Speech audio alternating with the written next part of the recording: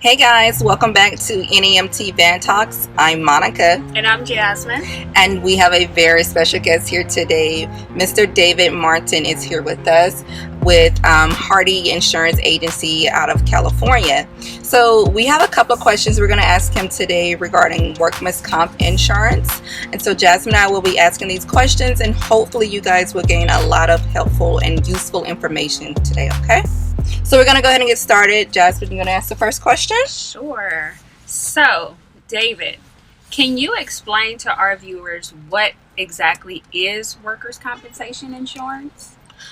Yes, workers' compensation is a state requirement, and it protects the workers from an accident, illness, anything related to on the job.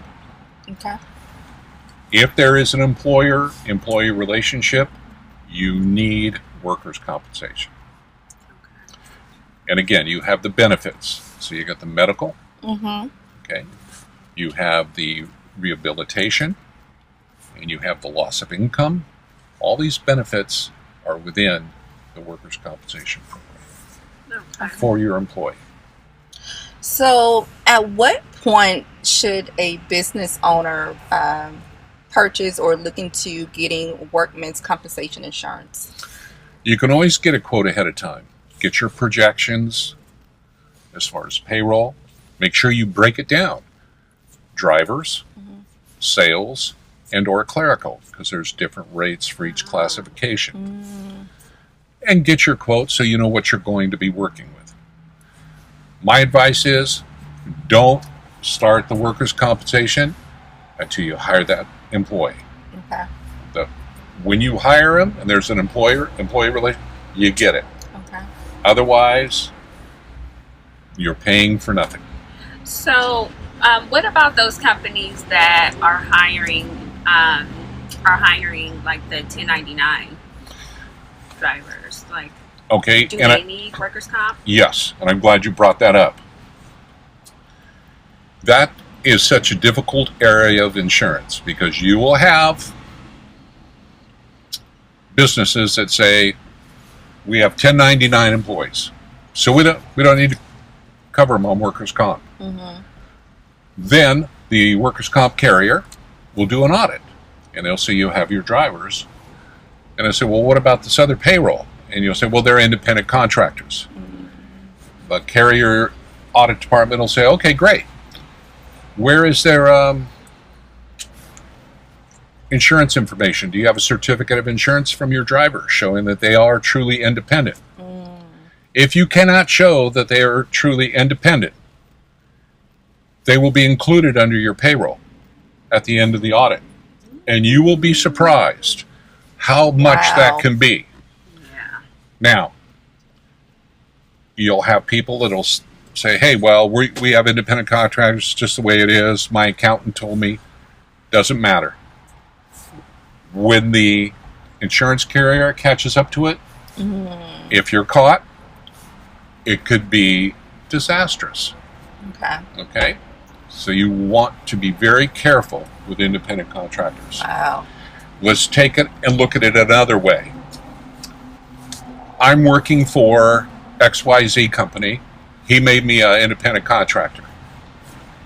Give me a 1099. Now, I just went out and got in an automobile accident, and I can't work for 6 months.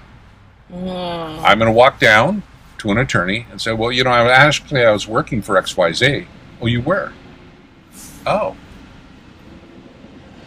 Well, they said, I don't understand the independent contractor. They're going to be included under your workers' compensation. Now, what comes along with that? Payroll, taxes. Okay. So you got to be very, very careful. Okay. I think you probably covered this, but we're going to ask again just in case. What are the rates for workers' compensation based off of? Like, what are things considered when you're determining the rates for that insurance? Classification. So when I mentioned to the two of you, we want to make sure we give them the proper classification. Driver, clerical, sales, etc. Because the rates differ for that. Okay. Okay? You want to market your workers' comp insurance. The rates are all over the place. Right now, we are seeing rates as low as $6 per 100. I've seen them at 14, and I've seen them at 22, depending on the market. So you really want to market. Don't accept one quote, get two or three. Okay. Okay. Sorry, I had another question. Just Sure. as a different. So, just say as owners, for owners that are starting out with no employees, right, and they wanted to just get workman's comp just to protect themselves in the event they got injured. Would you recommend that? First thing is there a clause in the policy that happens on an that audit. will protect owners? When they come out and they audit the payroll, They ask, have a minimum okay, payroll. what are your that duties they're going to plug in. And I Well, apologize, I don't have it an off agent the may top have of my put you head. under classification, but of, it's significant clerical. because you're in the office. Okay, and they're going to The rate auditor you at the comes highest in rated carrier and ask, Okay, because well, you know, I do drive once in a while. Well, yeah, I drive once in a All while. it takes, You're a driver, and you're one going to get that drive, rate. and they're going to And classify it's gonna be you higher higher than the payroll. clerical, etc. So you want to be very careful. As a corporation, you can be included or excluded. As a partnership, you can be included or excluded. Okay? Most of my companies exclude the owners. Okay. They don't want to pay that additional cost. Right. That's, again, a decision within the How individual. difficult is it business. for a new business to find workers' compensation insurance? It is not difficult. Okay. What you might find is the marketplace is out there. There are plenty of companies that will write you and be competitive and give you a fairly good rate for workers' compensation in California. However, sometimes an agent may say, well, no, we really don't have a market. Why? You're new in business, maybe your payroll's limited, maybe it's $20,000. It's really not enough premium there to make it worthwhile. So you may say, we don't have a market. But there are markets out there, and they can be competitive. Okay. Well, how important is it then to keep, track of your accurate payroll when you're considering workers' comp insurance? Like, is that something you have to turn over as well? Payroll documentation, your payroll records at the end of the year, you will have an audit. And on that audit, they're going to ask you for your payroll, tax, everything. So they can monitor and see what exactly your payroll was. So it's important that you report the correct payroll and that it could be documented at the end of the year. Okay. Let's see.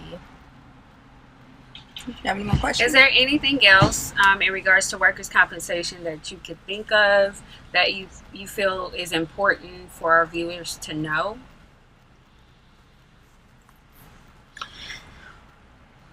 I think we've covered classification, shop the rates, sit down with your corporate ownership, decide if or if not you want to be covered. And then, again, documentation. It's state regulated, so the benefits are the same no matter which company. So if you take out insurance with the state fund, you take it out workers' comp with Chubb, you take it out, the benefits are all the same. They're statutory. So there's going to be no difference in coverage. It's just difference in rates. Which carrier, maybe they had a good year, their rates are competitive. You have, for example, I'm going to see a manufacturer after I see the two of you. And the company came back, said for this classification, this, certain classification, we've had a bad year. So we're increasing everything 10%. Again, you want to market it. Okay. Okay. All righty.